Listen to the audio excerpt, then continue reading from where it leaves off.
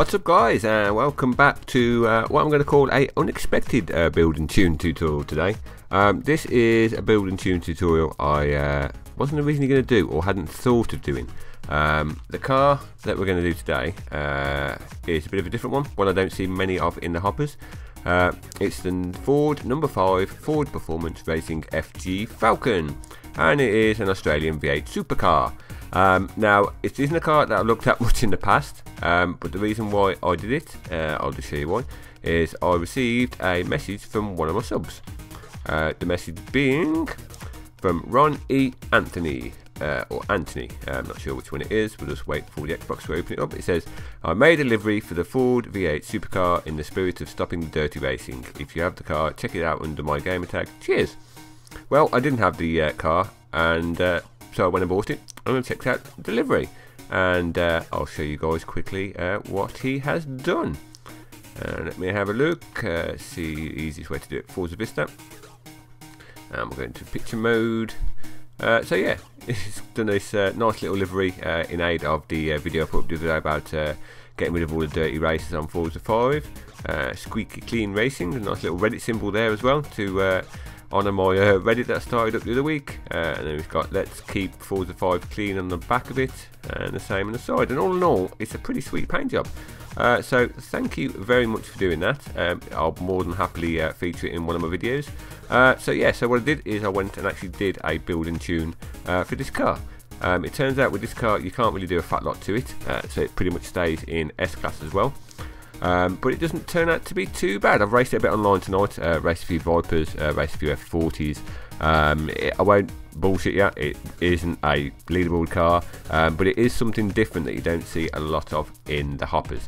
And it's something that I like doing. I like trying to use cars that people don't use very often and have a good race with them as well. 'Cause it's always, you get unexpected bonuses when you use cars sometimes that you don't expect to be good, and they do turn out to be really fun cars to drive.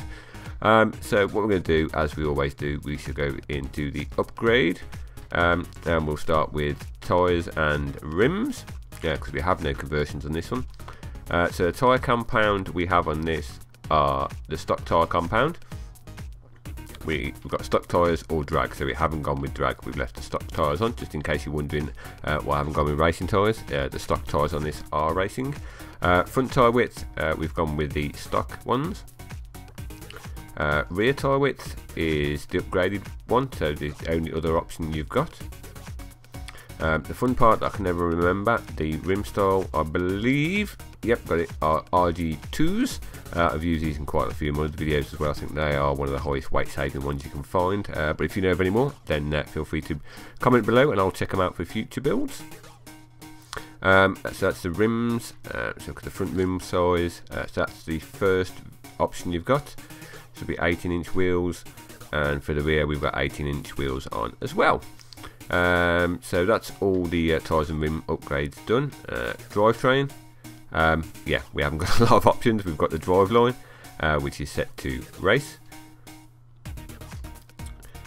Platform and handling, again, not many options, and we'd be stupid not to stick the race brakes on, so we've gone ahead and done that.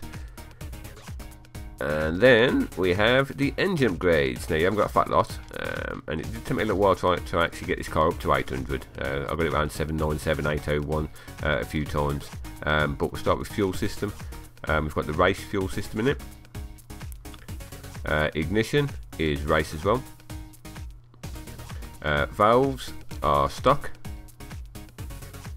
Displacement is stock as well.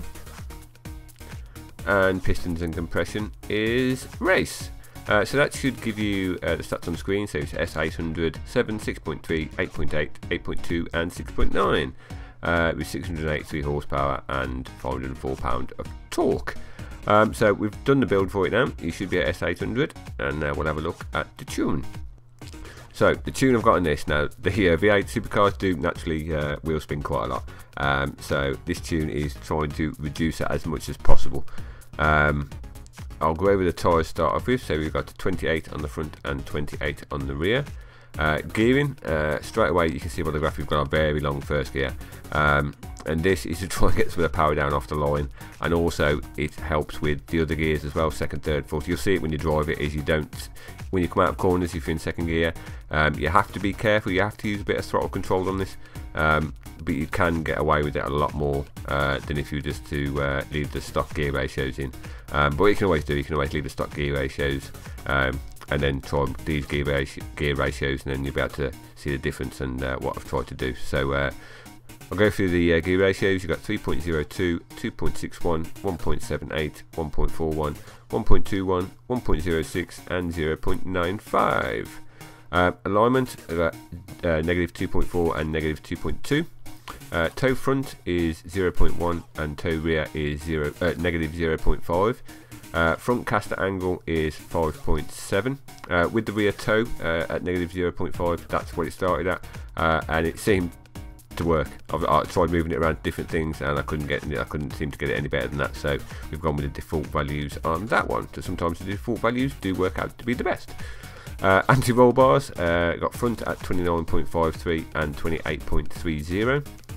Springs are 795.3, 649.8, and the ride height is 4.7 front and rear.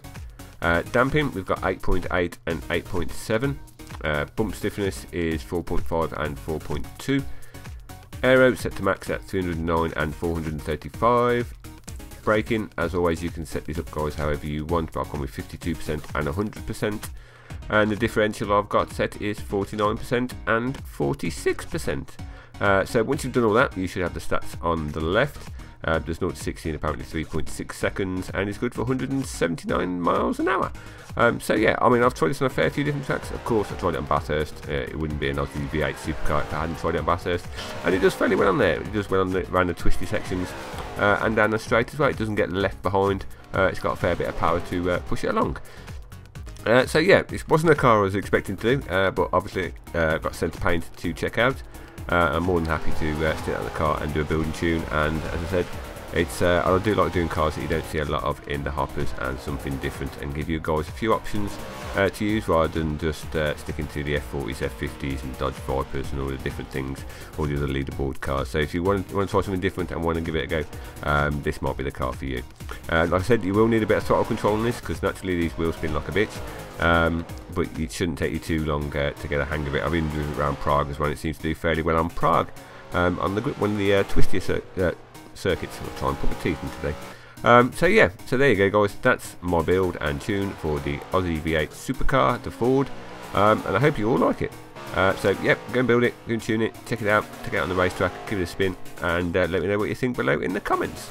So I hope you enjoyed, guys, and until next time, I'll see you all soon.